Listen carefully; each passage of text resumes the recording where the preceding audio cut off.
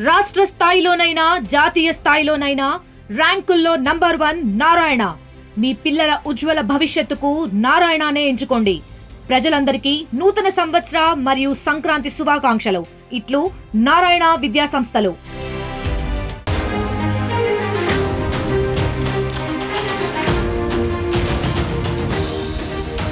Breaking news చూస్తున్నాం. బంగ్లాదేశ్లో హిందువులపై ఇప్పటికీ దాడులు కొనసాగుతున్నాయి.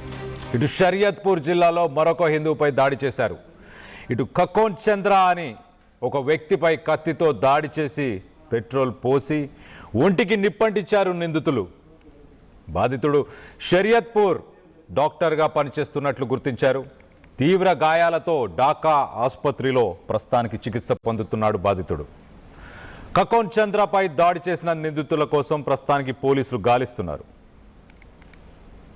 ఇటు కకోన్ దాస్ ఇప్పటి వరకు బంగ్లాదేశ్లో జరిగిన నాలుగో వ్యక్తి అని చెప్పొచ్చు. ఇటు కకోన్ చంద్రపై దాడి చేసిన నిందితుల కోసం ప్రస్తుతానికి పోలీసులు గాలిస్తున్నారు.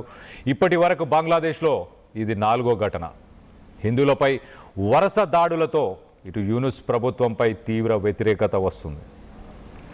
ఇటు కకోన్ దాస్ 50 సంవత్సరాల వయసున్న అతను డిసెంబర్ 31 సాయంత్రం తన ఇంటికి బయలుదేరి వెళ్తున్న సమయంలో కొంతమంది గుర్తు తెలియని దుండగులు వ్యక్తులు షరియాత్పూర్ జిల్లాలో తనని అడ్డగించారు. తనను ఆపి తన తర్వాత తనపై కత్తులతో దాడులు చేసి తీవ్రంగా గాయపరిచారు. అంతటితో ఆగలేదు. తనపైన పెట్రోల్ పోసి మరీ తనకు నిప్పంటించారు. ఇన్ని గాయాలు అయినప్పటికీ అతను ఒక డాక్టర్ కాబట్టి తను అక్కడి నుంచి తప్పించుకొని దగ్గరలో ఉన్న ఒక చిన్న వాటర్ పాండ్లో ఒక చిన్న నీటి కొలనులో ఆయన దూకి తన ప్రాణాలను కాపాడుకునే ప్రయత్నం చేశాడు. కొంతమంది స్థానికులు తనని గుర్తించి తనని అక్కడి నుంచి షరియత్పూర్ సదార్ హాస్పిటల్కి తరలించారు. డాక్టర్స్ అయితే ప్రస్తుతానికి తన కండిషన్ చాలా సివియర్గా ఉంది అంటూ చెప్పుకొస్తున్నారు. ఒక పక్కన ఇటు external affairs minister S Jaishankar ఆయన ఢాకాలో ఉన్న సమయంలోనే ఢాకాలో ఇటు మాజీ ప్రధాని ఖలీదా జియా ఆమె అంత్యక్రియలకి ఆయన అటెండ్ అవుతున్న సమయంలోనే ఈ ఘటన చోటు చేసుకుంది. ఆయన అక్కడికి అటెండ్ అయ్యి ప్రధానమంత్రి మోదీ అంత్యక్రియలకి రాలేకపోయారు అంటూ ప్రధానమంత్రి మోదీ అయితే సానుభూతి తెలియపరుస్తున్నారు అంటూ బిఎన్పి లీడర్ తారిక్ రెహమాన్కి చెప్పుకొచ్చారు. సో మొత్తం మీద ఈ మధ్యకాలంలో బంగ్లాదేశ్ హై కమిషనర్ రియాజ్ హమీదుల్లా ఆయన సోషల్ మీడియాలో ఒక స్టేట్మెంట్ ఇస్తూ 2 దేశాలు కలిసి పనిచేయాలి, 2 దేశాలకు సంబంధించిన ఇంట్రెస్ట్లు అలాగే మ్యూచువల్ డిపెండెన్స్ ఒకరిపై ఒకరు ఆధారపడడం వీటన్నిటిని దృష్టిలో పెట్టుకొని ఇంకా బలోపేతం చేయాలి అన్న సమయంలో మరో పక్కన మైనారిటీలుగా ఉన్న హిందువులపైన బంగ్లాదేశ్లో దాడులు జరుగుతున్నాయి.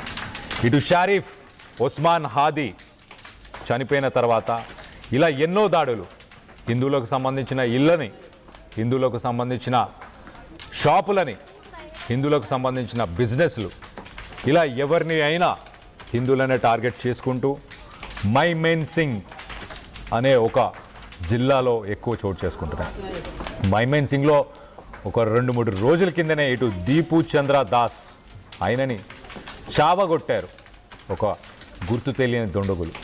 సో మొత్తం మీద ఇటు హిందువులనే టార్గెట్ చేస్తున్నారు ఈ మధ్యకాలంలో బంగ్లాదేశ్కి సంబంధించిన దుండగులు. వ్యతిరేకత ఇటు భారత ప్రభుత్వం మీద అలాగే హిందూ మతానికి సంబంధించి వ్యతిరేకతని ప్రదర్శిస్తున్నారు. వీటన్నిటినీ ఏదైతే ఒక మిస్ఇన్ఫర్మేషన్ స్ప్రెడ్ అవుతుందో బంగ్లాదేశ్లో ఇటు ఇండియా రాజకీయంగా వాళ్ళని మభ్యపెడుతుంది, వాళ్ళ ప్రభుత్వాన్ని కలగజేసుకుంటుంది అన్న ఉద్దేశంతోనే ఏదైతే ఒక మిస్ఇన్ఫర్మేషన్ స్ప్రెడ్ అవుతుందో వాటన్నిటికీ ఎండ్ కార్డ్ పడాలి. ఆ మిస్ఇన్ఫర్మేషన్ స్ప్రెడ్ అవ్వకుండా చూసుకునే బాధ్యత బంగ్లాదేశ్ ప్రభుత్వం తీసుకోవాలి అంటూ ఇటు Bharat external affairs minister Jaishankar చెప్పుకొచ్చారు. ఇటు బంగ్లాదేశ్ కమిషనర్ని కూడా హై కమిషనర్ని కూడా ఆయనను పిలిపించి మరీ మాట్లాడారు. అయినా కూడా దాడులు మాత్రం కొనసాగుతున్నాయి. హిందువులపైన వరుసగా దాడులు మరి యూనుస్ ప్రభుత్వంపై తీవ్ర వ్యతిరేకతను తీసుకొస్తున్నాయి. ఇంటర్నేషనల్ ప్రెషర్ కూడా ఉంది. దీనికి సంబంధించి మీరేమనుకుంటున్నారు? ఇటు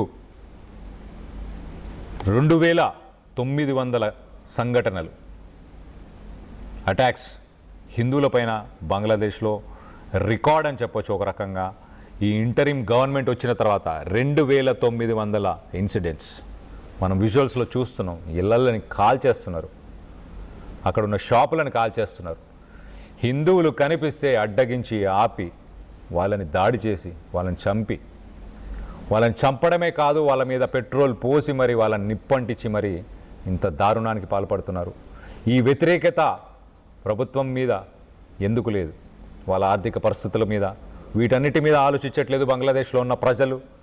ఇటు హిందువుల మీద, భారత ప్రభుత్వం మీద, భారత్ మీద, ఇండియా మీద ఒక అక్కస్సు, ఒక రివెంజ్, ఒక పగ, ఒక కుట్ర పన్నుతున్నారు.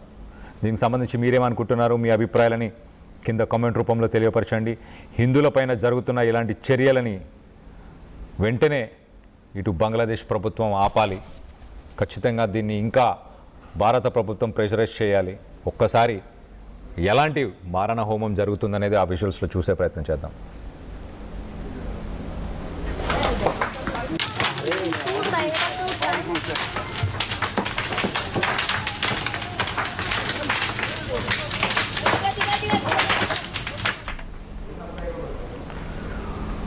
ఈ ఇన్సిడెంట్ చూసిన తర్వాత ఒక ప్యాటర్న్ అయితే కనిపిస్తుంది చాలా క్లియర్గా. ఇటు హిందూస్ని టార్గెట్ చేసుకుంటూ ఇటు బంగ్లాదేశ్లో కొంతమంది ఏదైతే అక్కడ విధ్వంసం చేసే ప్రయత్నం చేస్తున్నారో, ఒస్మాన్ హాదీ చనిపోయిన తర్వాత 2900 ఇన్సిడెంట్స్ ఇలాంటివి జరిగాయంటే ఆలోచించదగే విషయం. దీన్ని బంగ్లాదేశ్ ప్రభుత్వం సీరియస్గా తీసుకోవాలి. ఇలాంటి సంఘటనలు జరుగుతున్న సమయంలో ఆ చుట్టుపక్కల ఉన్న వ్యక్తులందరూ, అన్నిటికంటే దారుణం ఏంటంటే ఆ చుట్టుపక్కల ఉన్న వ్యక్తులందరూ వాళ్ళ ఫోన్లలో వాళ్ళ ఫోన్స్లో ఇలాంటి సంఘటనలని రికార్డ్ చేస్తున్నారు. అది అన్నిటికంటే దారుణం. ఒక పక్కన హిందువులను టార్గెట్ చేస్తున్నారు, ఇంకో పక్కన హిందువులు చనిపోవడాన్ని ఫోన్స్లో రికార్డ్ చేస్తున్నారు. అంత దారుణంగా ఉంది బంగ్లాదేశ్లో ఇప్పుడు హిందువుల మీద పరిస్థితి. సో ఇప్పుడు కొత్తగా ఈ కకోన్ దాస్ ఒక డాక్టర్, అక్కడ డాక్టర్గా ఆయన ఎంతోమంది ప్రాణాలను కాపాడు ఉంటాడు. 50 సంవత్సరాల వయసు. ఆయన డాక్టర్గా సేవలని ఎంతోమందికి అందించి ఉన్నా కూడా అలాంటి ఒక డాక్టర్ని కూడా ఆపి మరి దుండగులు ఆయనని తీవ్రంగా ఇట్లా కత్తులతో దాడి చేసిన తర్వాత మళ్ళీ పెట్రోల్ పోసి నిప్పంటించారు. మొత్తానికి తన ప్రాణాలని పక్కనే ఉన్న నీటి కొలనులో ఆయన దూకి ప్రాణాలను కాపాడుకునే ప్రయత్నం చేశాడు. స్థానికులు కొంతమంది గుర్తించి తనని హాస్పిటల్లో చేర్చారు. కానీ ఇప్పటికీ తన పరిస్థితి విషమంగా ఉంది, చాలా క్రిటికల్గా ఉంది అంటూ ఇటు డాక్టర్స్ అయితే చెప్పుకొచ్చారు. సో మొత్తం మీద 12 సంవత్సరాలు గడిచిన లాస్ట్ ఫ్యూ ఇయర్స్ మనం చూస్తే కనుక ఇలాంటి మారణ హోమం ఎప్పుడూ జరగలేదు. ఇటు డిసెంబర్ 24న ఒక 29 సంవత్సరాల అమృత్ మొండల్ అతన్ని, అలాగే కాళీ మహోర్ యూనియన్ ఆ ఏరియాలో ఇంకో 40 సంవత్సరాల ఇంకొక హిందూ వ్యక్తిని, ఇలా 2900 సంఘటనలు చోటు చేసుకున్నాయి. ఇప్పటికైతే 4 ప్రాణాలు కోల్పోయారు. మరి 4వ దాడి. మిగతా చోట్ల విధ్వంసానికి అయితే పాల్పడుతున్నారు హిందువులను టార్గెట్ చేసుకుంటూ. దీనికి సంబంధించి మీరేమనుకుంటున్నారు? మీ అభిప్రాయాలని కింద కామెంట్ రూపంలో తెలియపరచండి. చరిత్ర సృష్టించినోడు ఇప్పుడు ఆ చరిత్రని తిరగరాయబోతున్నాడు.